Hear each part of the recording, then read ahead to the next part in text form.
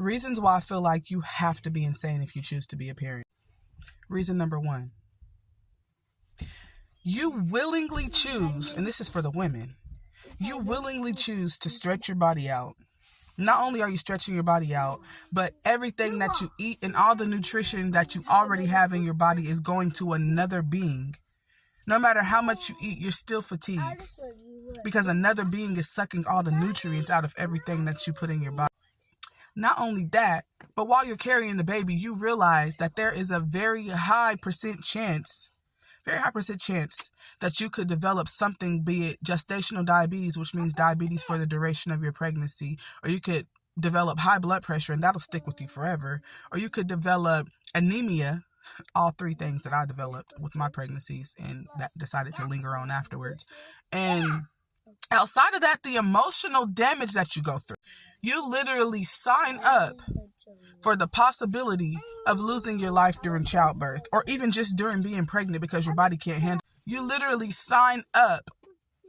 You are a willing vessel to grow somebody else in your body and not know what the repercussions to your body is going to be. Number two, still speaking to the women, when it comes to childbirth, you are signing up to either have your vagina stretched out so far that the sun can shine in it. It's going to shine in it. Yeah, it goes back to its normal state, and sometimes it gets tighter than it was before you had the baby, but still, you got to feel that. You got to rip. And sometimes the doctor will just cut you because they already know you're going to rip. And so they'll cut you so that it's a cleaner stitch to clean it up rather than you ripping and then them having to stitch you like crazy. You sign up for that. You sign up for it to burn every time that you poop or pee for the first couple weeks. You sign up. See, I got all this stuff coming off my lips. That's called lip gloss that don't really be glossing. Anyways, let's get that off. That was lip gloss. Anyways, you literally sign up for the potential to have a C-section, which is a major surgery. People downplay it and say a C-section is the easy way out. How? Coming from somebody who had 1 vaginal and 3 C-section, how? Because with the C-section, your body is cut open while you're awake. If you have to be put to sleep, that means that you almost died during the C-section. That's actually a bad thing to be put to sleep during the C-section. So anyways, you have to be cut open while you're awake with just a blanket up so that you can't see through the partition. Your organs are taken out. The baby is taken out. Your organs are put back, and they might not be put back in the right place. And then you pee with a tilt until your bladder sits back where it's supposed to go. Everything hurts. It hurts to laugh. It hurts to stand up. It hurts to sit down. It hurts to lay down. It hurts to turn too fast. It hurts to bend over. You're not supposed to pick up anything more than 10 pounds, but you have a whole baby to take care of. And don't already have kids at the house, because you still got to take care of everything. Like, you're signing up for that. That's just the beginning. Then you got to be insane, because not only are you signing up for that at the beginning, but then you're signing up for the potentiality that your child does not make it to see 1 year old. Because SIDS is very real, and SIDS happens, sudden infant death happens all the time. You're signing up for not knowing whether or not you'll produce enough breast milk. So it's a possibility that you're going to have to bottle feed your child, which I have to do with all 4 of mine, because you're not producing enough breast milk. You're signing up for other mothers who produce a lot of breast milk to tell you that you're just not trying hard enough. You're just not eating the right things. You're just not drinking enough.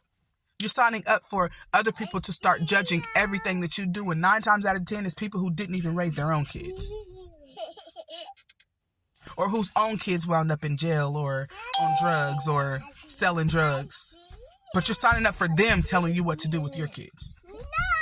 You're signing up for, if your kid makes it past 1 year old, you still got to deal with the sicknesses that comes, because kids are a walking germ. They put everything in their mouth. I had my babies at the Walmart yesterday. My 2-year-old was licking the basket. When I say licking the basket, I mean she full on stuck her tongue out and up and down the basket. You're signing up for that. You're signing up for the potentiality that you have to leave your children with someone so that you can go to work, but that person might not be taking care of your kids correctly. You're signing up for somebody else putting their hands on your kids, pinching your kids, hitting your kids, cussing at your kids, telling your kids, I don't care what your mama said, this is what I said. That's happened to me so many times. My kids tell me everything. Somebody will watch my kids and say, well, I don't care what your mama said. I said this. But then you're telling the mom that she's not a good mom and she's not strong enough and she don't do enough.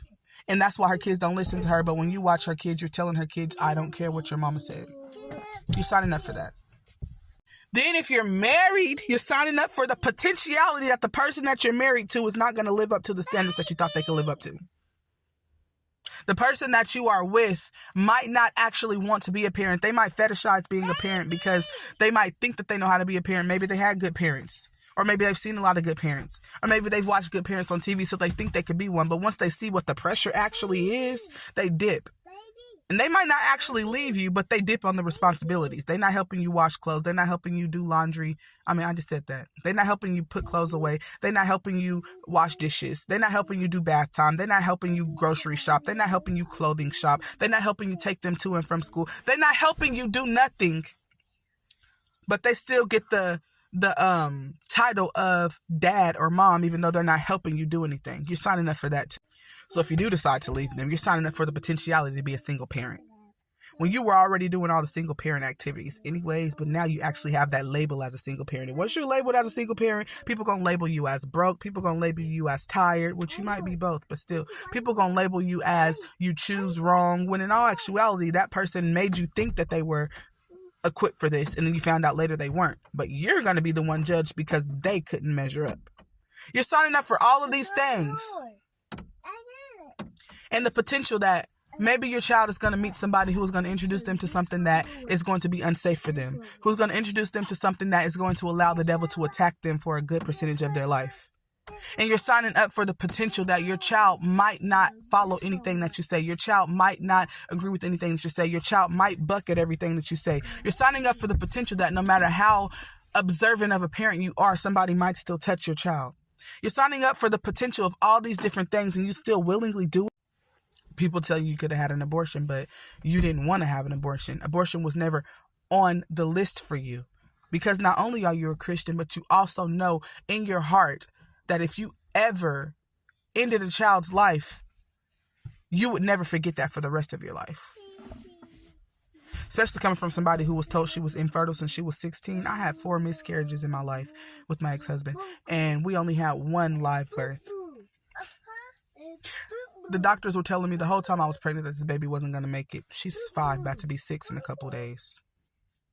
But the doctor was telling me that she wasn't going to make it, and I should just have a D&C, which is basically an abortion. And I said no.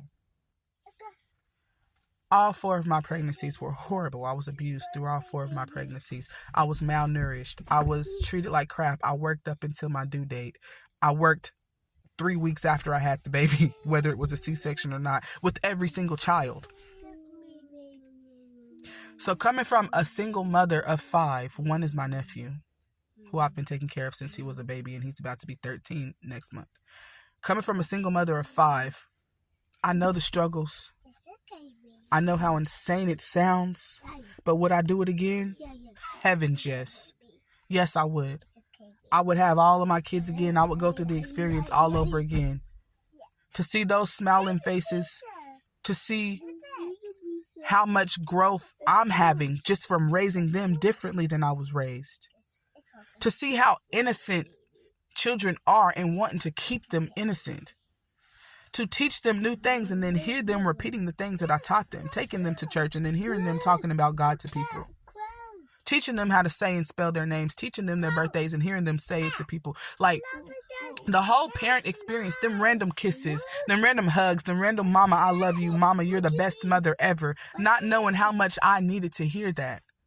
You're the best mommy ever. My kids say that to me all the time and just give me random hugs. My nephew, who is 12, who is taller and bigger than me, sits in my lap sometimes, hugs me, gives me a kiss on my cheek, tell me how much he loves me. Wants to sleep in the same bed as me. Like, bro, you got your own bed. But my kids love me so much. The type of love that children will bring to you is innocent. It's of God. That's why children are God's gift to earth.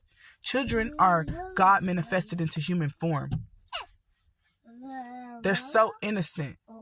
And it's up to the adults in their life to keep them that way.